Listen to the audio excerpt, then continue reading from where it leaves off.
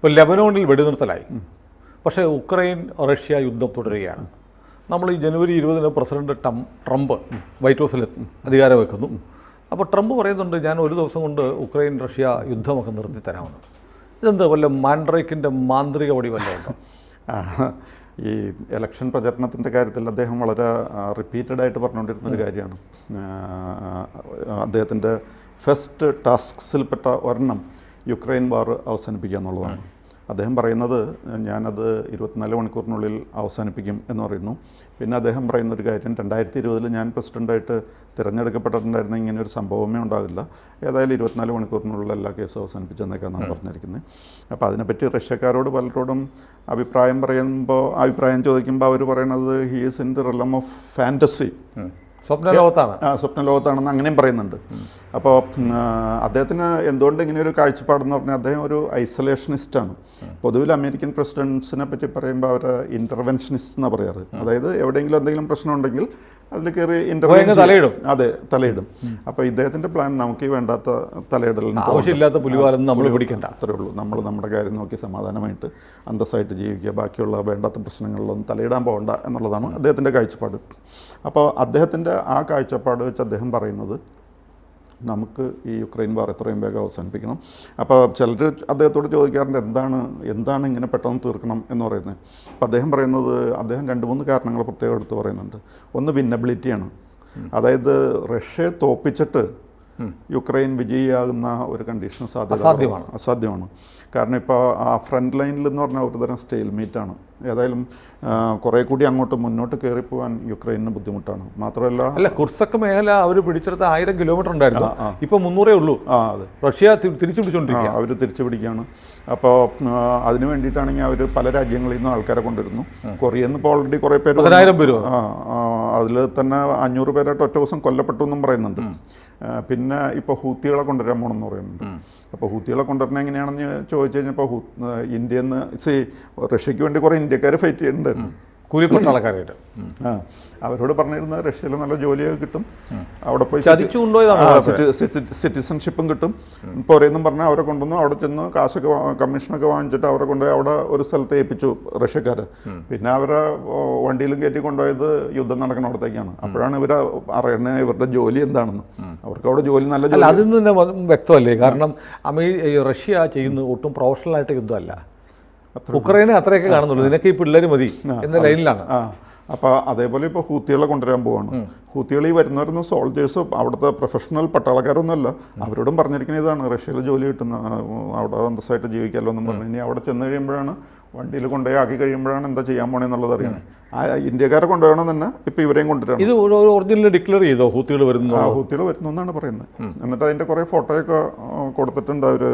കുറേ പേരൊക്കെ ഇതിൻ്റെ ഇൻ്റർവ്യൂവിനൊക്കെ വന്ന് അവിടെ റെഡിയായി. അപ്പോൾ അവരെ കൊണ്ടുവരും എന്നാണ് പറയുന്നത്. അപ്പോൾ ആ രീതിയിൽ എന്തായാലും യുദ്ധത്തിൽ റഷ്യയെ തോൽപ്പിക്കാൻ യുക്രൈന് കഴിയില്ല, കാരണം ഒരു ന്യൂക്ലിയർ പവറാണ്. അതെ. അപ്പോൾ ആ വിന്നബിലിറ്റി എന്നുള്ളൊരു ഫാക്ടർ വളരെ ഇമ്പോർട്ടൻ്റ് ആണ്. അതാണ് ഒരു കാരണം. പിന്നെ വേറൊരു കാരണം എന്ന് പറഞ്ഞു കഴിഞ്ഞാൽ ഇതിൻ്റെ പേരിൽ പലതരം അലയൻസസ് വീണ്ടും ഉണ്ടാകുകയാണ്. ഉദാഹരണത്തിന് ഈ റഷ്യ, ഇറാൻ, അതേപോലെ നോർത്ത് കൊറിയ, പിന്നെ ചൈന, പിന്നെ ഇപ്പോൾ ഹൂത്തികളെ കൊണ്ടുവരാൻ പോകണം. ഇവരെല്ലാവരും കൂടി ആയി കഴിഞ്ഞാൽ തലവേദനയായിരിക്കും. അവറ്റകളൊക്കെ ഇങ്ങനെ യുണൈറ്റഡ് ആയിട്ട് വരാനായിട്ടുള്ള അവസരം കൊടുക്കാതിരിക്കുക. ഇങ്ങനെ ഒരു അലയൻസ്, അതായത് ഈ സാറ് പറഞ്ഞ പോലെ Russia, Iran, China, north Korea, പിന്നെ പറ്റുകയാണെങ്കിൽ ഹൂത്തികൾ, ഇവറ്റകളെ കൂട്ടി ഇങ്ങനെ കൊണ്ടുവരുന്ന കാര്യം അത് ഭാവിയിലേക്ക് ശല്യമായിരിക്കും. അതുകൊണ്ട് അവർക്ക് അങ്ങനെ കൂടിച്ചേരാനായിട്ട് ഒരു അവസരം കൊടുക്കാതിരിക്കുക. ഇപ്പോൾ ഓൾറെഡി 10,000-ലേറെ നോർത്ത് കൊറിയൻ പട്ടാളക്കാർ ഓൾറെഡി എത്തിക്കഴിഞ്ഞു. പിന്നെ വേറൊരു കാര്യം പറയുന്നത് ലോ അമ്യൂണിഷനാണ്. അതായത് വെടിക്കോപ്പുകൾ, യുദ്ധത്തിനുള്ള സാമഗ്രികൾ ഓരോ ദിവസവും പൊട്ടിച്ചുകൊണ്ടിരിക്കുകയാണ്.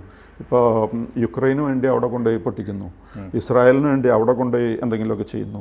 അപ്പോൾ ഇപ്പോൾ നേരിട്ട് അമേരിക്ക യുദ്ധം ചെയ്തില്ലെങ്കിലും ഇസ്രായേലിന് വാരിക്കോരി കൊടുക്കാൻ വേറെ പ്രശ്നം കൂടി ഉണ്ട് സാറേ. ഈ രണ്ടിടത്തുനിന്നും അമേരിക്ക കാശ് കിട്ടുന്നില്ല. കാശ് കിട്ടുന്നില്ല. ട്രേഡാ. അമേരിക്ക ആയുധ വ്യാപാരി കൂടിയാണ്. അതെ. ഇസ്രായേലിന് കൊടുക്കുന്നു ഫ്രീ, ഉക്രൈന് കൊടുക്കുന്നു ഫ്രീ. അപ്പോൾ ഇവിടെ മാർക്സിസ്റ്റുകാരൊക്കെ പറയും, എവിടെയെങ്കിലും യുദ്ധം കാണുമ്പോഴേക്കും പറയും, അയ്യോ അത് അവരുടെ യുദ്ധത്തിന് വേണ്ടിയിട്ടുള്ള സാമഗ്രികൾ വിൽക്കാൻ വേണ്ടിയിട്ട് കമ്പനി പൂട്ടിപ്പോകും, അതുകൊണ്ടാണ് ഇത് ചെയ്യണതെന്നൊക്കെ പറയും. അത് മാർക്സിസ്റ്റുകാർക്ക് അവരുടേതായ ഒരു ലൈൻ ഓഫ് ആർഗ്യുമെൻ്റ് ഉണ്ടല്ലോ. പക്ഷേ ഇവർക്ക് രണ്ടു കൂട്ടർക്കും ഇങ്ങനെ ആയുധങ്ങൾ കൊടുത്തുകൊണ്ടിരിക്കുകയാണ്. ഇവർക്ക്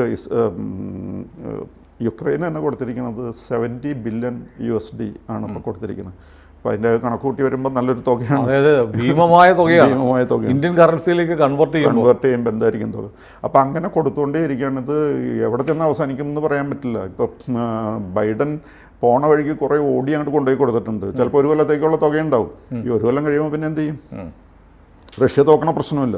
അപ്പോൾ അതാണ് മാത്രമല്ല ഈ അമ്മ്യൂണിഷൻ മുഴുവനും തീർത്ത് വെച്ച് കഴിഞ്ഞാലുള്ള പ്രശ്നം എന്താണെന്ന് വെച്ച് കഴിഞ്ഞാൽ, ഇത് ഉണ്ടാക്കാവുന്ന സ്പീഡിൽ ഉണ്ടാക്കുന്നത് മുഴുവനും ഇവിടെ പോയി ചിലവാണ്.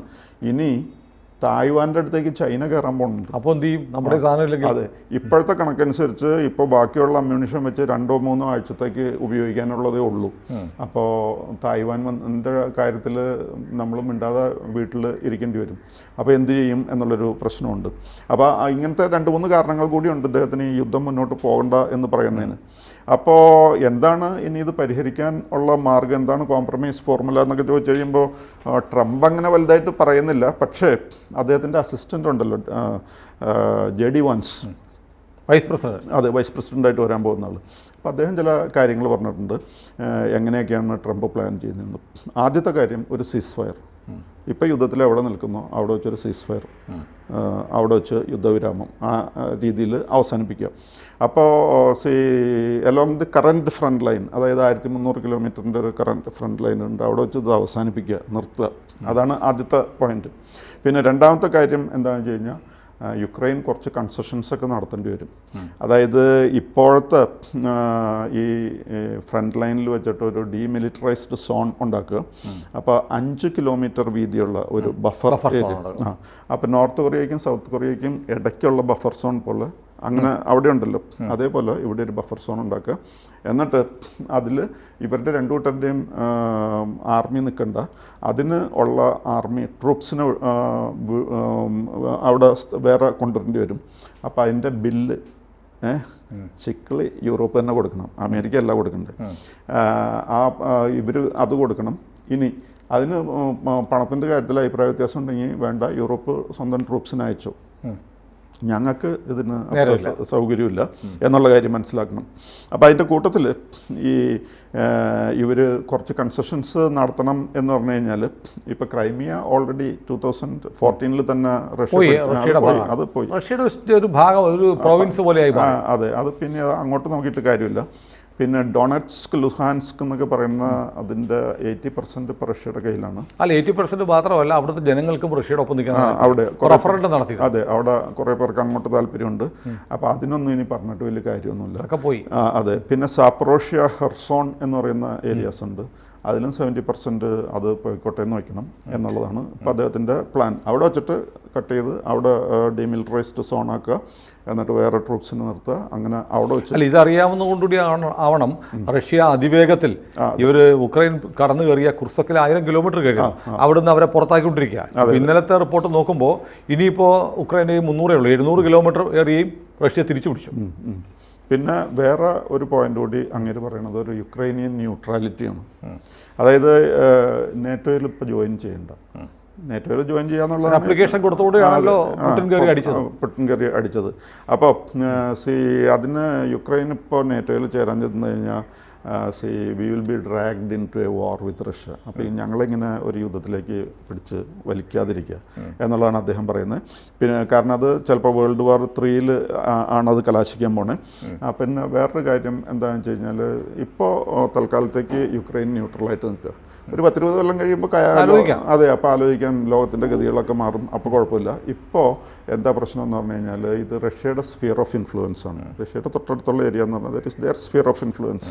അപ്പോൾ പണ്ട് കാലം തൊട്ടേ ഈ കോൾഡ് വാർ ഉള്ള സമയത്ത് തന്നെ ഇവർ ഒരു ഡോക്ട്രിൻ ഉണ്ട്, മൺറോ ഡോക്ട്രിൻ എന്ന് പറയും. അതായത് അമേരിക്കയുടെ പരിസരത്തുള്ള സ്ഥലത്ത് കയറി വേറെ ആൾക്കാർ കളിക്കേണ്ട, അതാണ് മൺറോ ഡോക്ട്രിൻ എന്ന് പറയുന്നത്. അപ്പോൾ പണ്ട് 1962 ക്യൂബൻ മിസൈൽ ക്രൈസിസ് ഉണ്ട്. റഷ്യ കൊണ്ടുപോയി അവിടെ മിസൈൽ സ്ഥാപിച്ചു കഴിഞ്ഞപ്പോൾ എടുത്തു മാറ്റിയില്ലെങ്കിൽ അടിക്കുമെന്നും പറഞ്ഞപ്പോൾ തന്നെ റഷ്യ അത് എടുത്തു മാറ്റേണ്ടി വന്നു. ഈ ന്യൂക്ലിയർ മിസൈൽസ് അവിടെ സ്ഥാപിക്കാൻ ശ്രമിച്ചു കഴിഞ്ഞപ്പോൾ ഇത് അമേരിക്ക അന്ന് അവിടെ ചെയ്തായിരുന്നു. അപ്പോൾ അതേപോലെ തന്നെ റഷ്യക്ക് ഒരു ഡോക്ടറിനുണ്ട്, that is called Brezhnev doctor. അതായത് Russia's sphere of influence, area of ഇൻഫ്ലുവൻസിൽ വേറെ ആൾക്കാർ കയറി കളിക്കേണ്ട. അപ്പോൾ അതനുസരിച്ച് തന്നെ കാര്യങ്ങൾ അങ്ങോട്ട് പോകട്ടെ. അത് കാലങ്ങളായി പിന്തുടർന്ന് വരുന്ന ഫോളോ ചെയ്യുന്ന ഒരു ഐഡിയ ആണ്. അപ്പോൾ ഇവരിങ്ങനെ ഈ യുക്രൈൻ ഇങ്ങനെ ഞങ്ങൾക്ക് നേറ്റോയിൽ ചേർന്ന് ഞങ്ങൾക്ക് യൂറോപ്പായിട്ടും വെസ്റ്റുമായിട്ടാണ് ഇഷ്ടം എന്നുള്ള രീതിയിൽ ഇവർ വന്ന് കൂടിയതുകൊണ്ടാണ് അമേരിക്കയും ഓക്കെ എന്നുള്ള രീതിയിലേക്കൊക്കെ വന്നത്. പക്ഷേ ഇപ്പോൾ ഇവർ ഇത്രയും വലിയ പ്രശ്നങ്ങൾ ഉണ്ടാക്കി കഴിയുമ്പോൾ അത് കൊണ്ട് പ്രശ്നമാണ്. അപ്പോൾ ഒരു 20 years കഴിയട്ടെ, അപ്പോഴേക്കും ആൾക്കാരുടെ കാഴ്ചപ്പാട് ഇപ്പോൾ ഈ പുട്ടിൻ്റെ പോലെ ഇങ്ങനെ അത്ര നിർബന്ധ ബുദ്ധി ബാക്കിയുള്ള നേതാക്കൾക്ക് ഇല്ലാത്ത സാഹചര്യം വരും. അപ്പോൾ യൂറോപ്പിൻ്റെയും വെസ്റ്റിൻ്റെയും കൂടെ നിൽക്കാം. തൽക്കാലം ഇപ്പോൾ ഒരു യുദ്ധത്തിനൊന്നും പോകണ്ട എന്നുള്ളതാണ് പറയുന്നത്. പിന്നെ ഇതിനെപ്പറ്റി വേറൊരു കാര്യം ചോദിക്കുന്നത്, how they will be brought to the negotiating table എന്നാണ്. ഇത് ചർച്ചയ്ക്ക്. അപ്പോൾ ഈ ചർച്ചയ്ക്ക് എത്തിക്കാനായിട്ട് ആദ്യം തന്നെ യുക്രൈനെ ആയിരിക്കും സമീപിക്കുക.